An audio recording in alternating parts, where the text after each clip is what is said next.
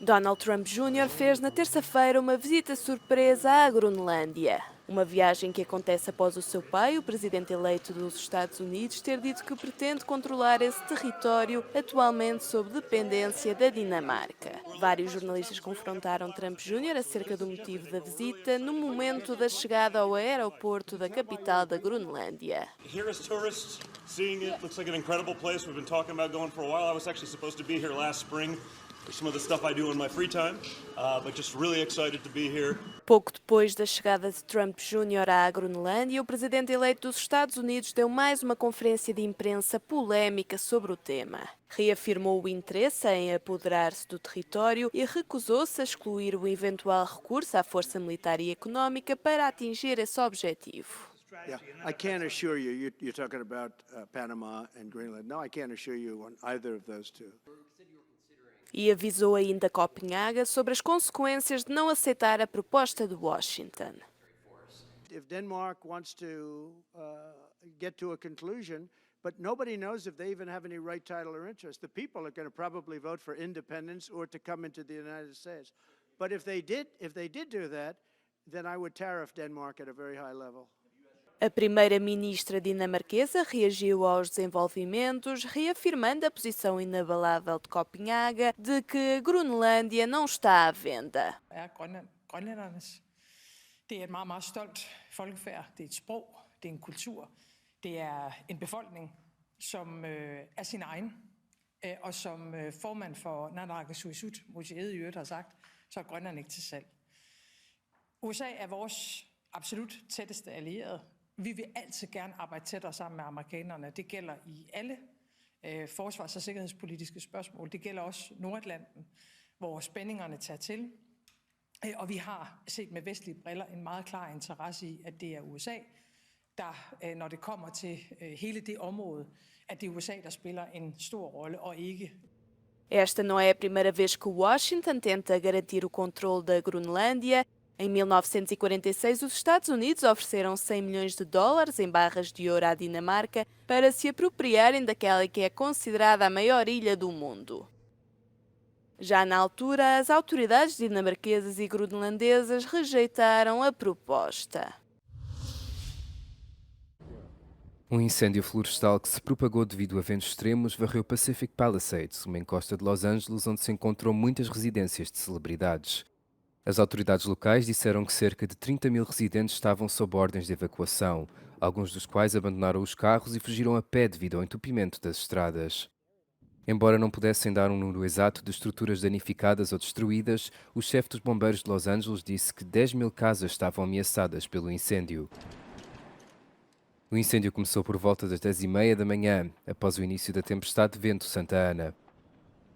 O Serviço Nacional de Meteorologia advertiu que a tempestade poderia ser a mais forte a atingir o sul da Califórnia em mais de uma década.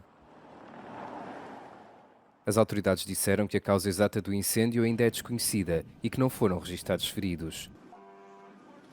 Prevê-se que o fogo continue durante alguns dias, incluindo em áreas que não registram chuva substancial há meses.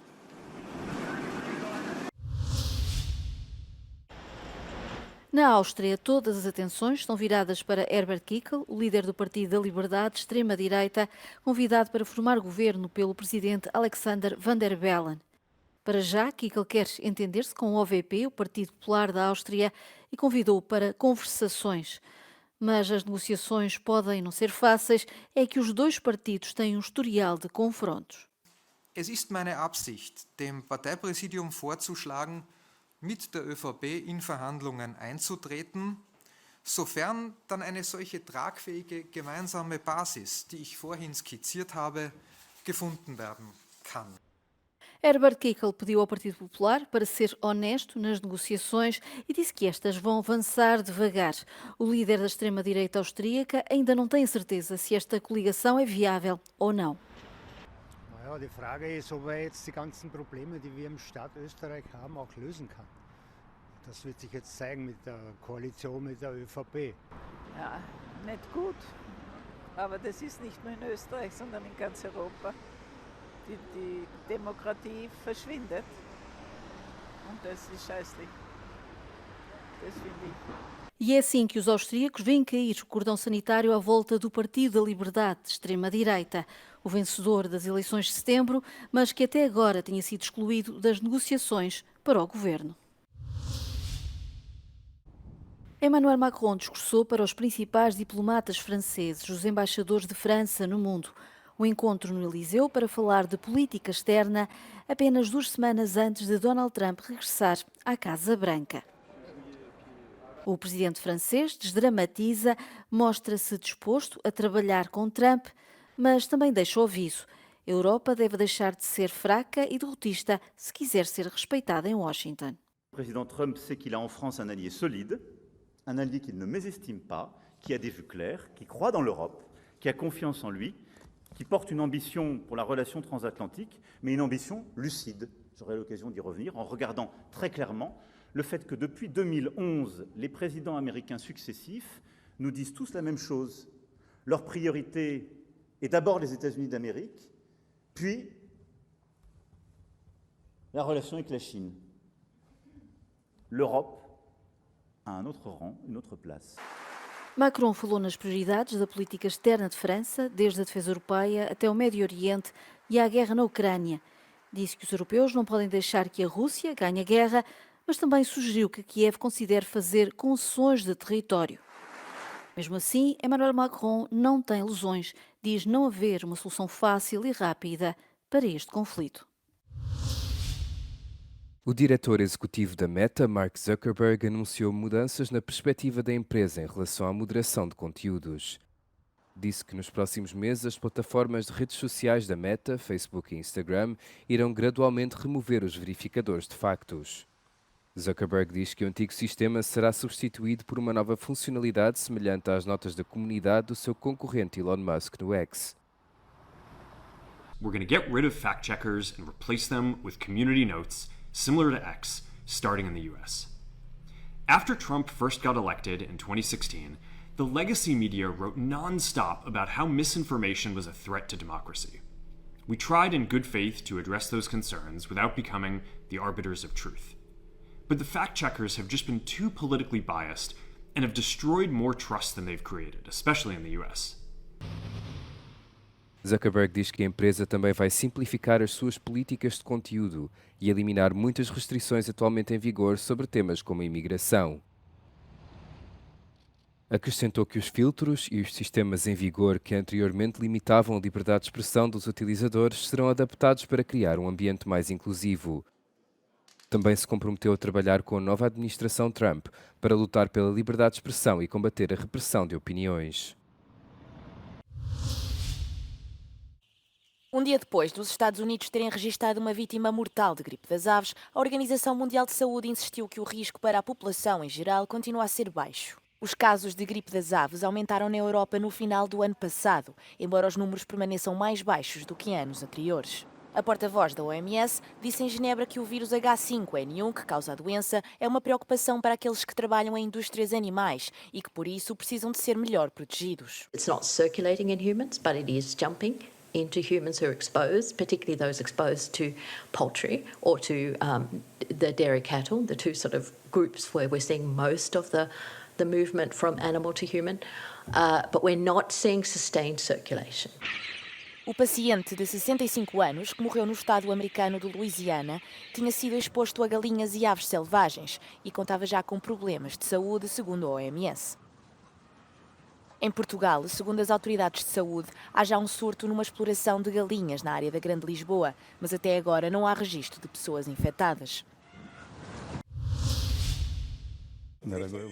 Naquele que a Igreja Ortodoxa Russa consagra como dia de Natal, 7 de janeiro, o presidente russo Vladimir Putin encontrou-se com o patriarca de Moscou, Kirill, e pediu-lhe que benzesse artigos que serão enviados como presentes aos comandantes do exército russo a combater na Ucrânia, ícones e crucifixos.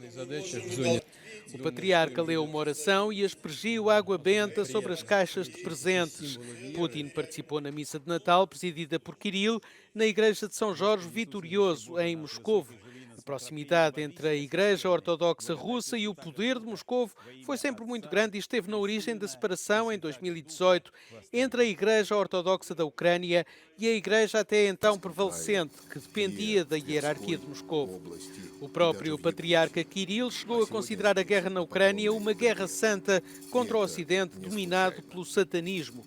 Volodymyr Zelensky decretou que o Natal na Ucrânia passava a celebrar-se a 25 de dezembro, à semelhança dos países ocidentais. Uma década após o ataque ao jornal satírico Charlie Hebdo, França fez uma pausa na terça-feira para homenagear as vítimas, mas também para refletir sobre os desafios relacionados com a liberdade de expressão e com o terrorismo. O presidente Emmanuel Macron e a presidente da Câmara Municipal de Paris, Anne Hidalgo, prestaram homenagem ao local do ataque, onde 12 pessoas foram mortas no dia 7 de janeiro de 2015.